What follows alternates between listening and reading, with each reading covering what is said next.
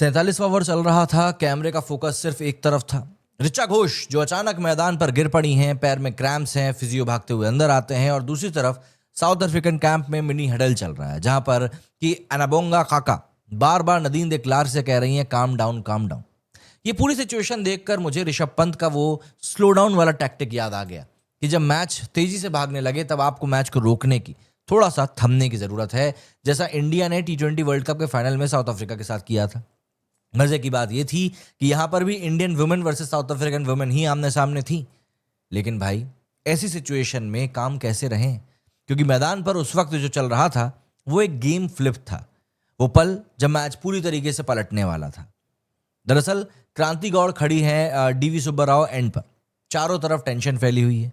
हरमनप्रीत कौर पास आकर पेपटॉक दे रही हैं, बस ब्लॉक होल पे डाल क्रांति, बस एक ओवर, बस ये एक ओवर निकाल दे तू। क्रांति गौड़ ने पाकिस्तान के खिलाफ बहुत उम्दा गेंदबाजी करी थी, लेकिन आगे इस मैच में जो हुआ उसने सबको हिला कर रख दिया।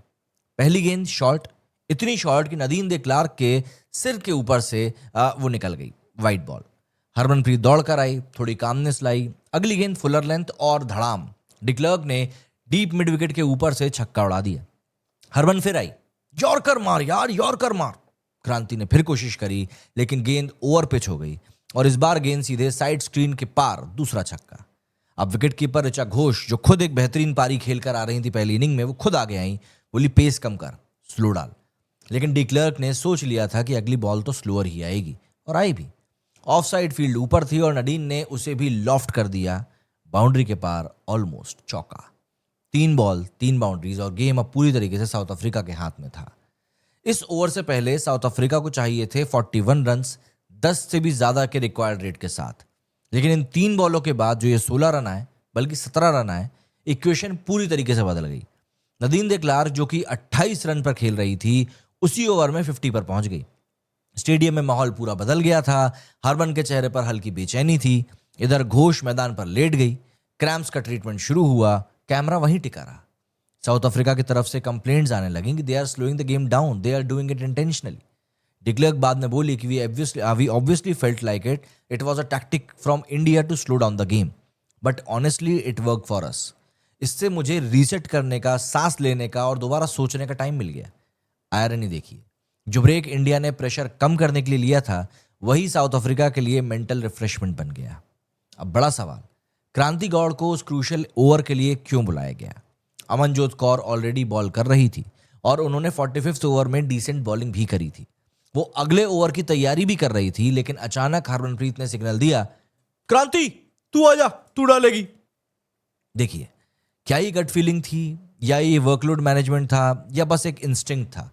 क्योंकि क्रांति ने उसी एंड से पहले एक शानदार स्पेल फेंका था, लेकिन यहां प्रेशर का लेवल अलग था और शायद वही प्रेशर उसको तोड़ गया। इसके बाद नदीम ने जो किया वो टेक्स्ट बुक चेजिंग का एक मास्टर क्लास था।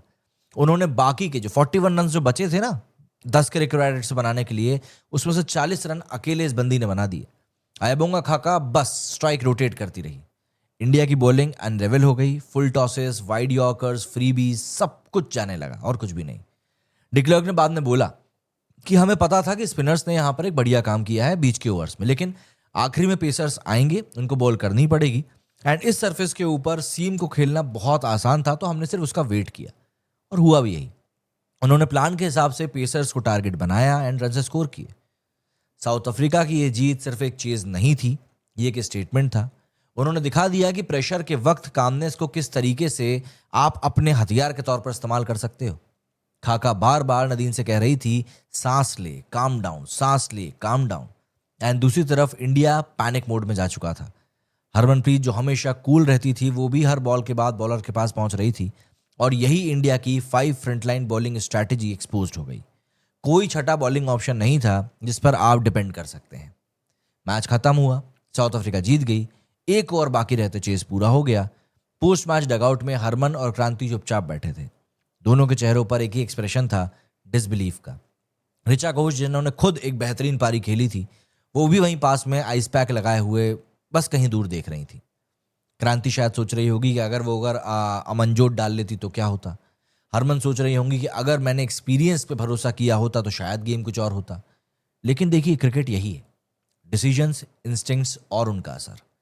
साउथ अफ्रीका की इस कूप ने इंडियन टीम को रीथिंक करने पर मजबूर कर दिया कि क्या सिर्फ 5 मेन बॉलर से आप वर्ल्ड कप जीत सकते हैं?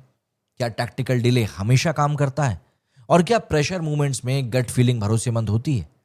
अश्विन जैसा कोई वेटरन होता तो बोलता कि experience doesn't just win games, experience से आप मिस्टेक्स को अवॉइड भी कर सकते हो।